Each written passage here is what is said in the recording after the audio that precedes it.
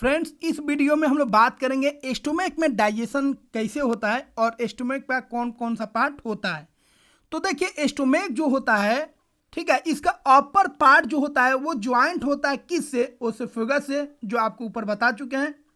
और इसके नीचे वाला भाग जो होता है वो स्मॉल इंटेस्टाइन से ज्वाइंट होता है। इसका जो शेप होता है जे शेप का होता है स्टोमक, ध्यान रखिएगा।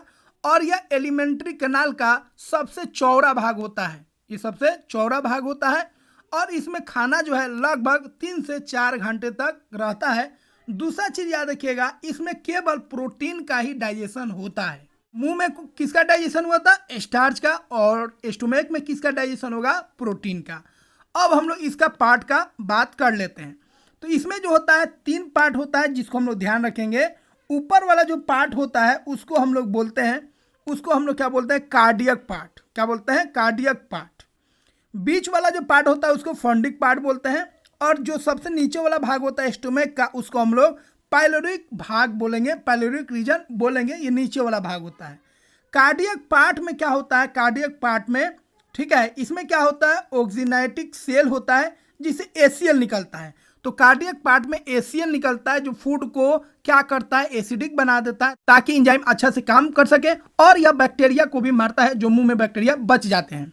फॉन्डिक क्या होता है? फॉन्डिक के अंदर जो होता है, याद रखिएगा। तो देखिए, फॉन्डिक पार्ट में क्या होता है? रुगेई होता है जो क्या करता है? सरफेस एरिया को बढ़ा देता है जिससे अधिक से अधिक फूड इसमें स्टोर हो सके।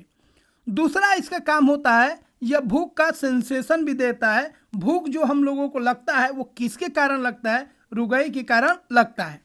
तीसरा पोर्शन का अगर हम लोग बात करेंगे, पाइलोरिक रीजन या लोअर पार्ट होता है। इसमें क्या होता है? पाइलोरिक ग्लैंड्स होता है जिससे गैस्ट्रिक जूस निकलता है। तो गैस्ट्रिक जूस जो होता है, इसमें 2 तरह का एंजाइम होता है, एक होता है पेप्सिन और एक होता है रेनिन। पेप्सिन जो होता है ये प्रोटीन को पचाता है, किसमें? पेप्टोन्स में। और रेनिन जो होता है यह मिल्क को पचाता है। मिल्क जो होता है उसमें जो प्रोटीन होता है केसिन, उसको तोड़कर यह कैल्शियम पैरासीटेनेट में बदल देता है। मतलब यह मिल्क प्रोटीन को कॉर्ड में बदल देता है, ठीक है। और यह जो है रेनिन बच्चों में अधिक होता है और 10 बरस 12 बरस के बाद यह रेनिन जो होता है समाप्त हो जाता है। मतलब दूध को पचाने की क्षमता उम्र बढ़ने के साथ क्या हो जाता है? कम हो जाता है। एक और इंपॉर्टेंट बात ध्यान रखेंगे म्यूकस के बारे में। तो देखिए, एसीएल जो होता है बहुत ही खतरनाक होता है। वह हमारे पेट का जो लेयर है उसको खराब कर सकता है। तो वह स्टोमक का जो लेयर है उसको खराब कर सकता है। तो स्टोमक का जो लेयर है उसको बचाने के लिए म्यूकस होता है, ठीक है। यह भी सेक्रेट होता है गैस्ट्रिक ग्लैंड से। और यह प्रोटेक्ट करता है स्टोमक का जो लाइनिंग होता है, जो दीवार होता है, किससे? एसीएल से, क्योंकि एसीएल उसको डैमेज कर सकता है।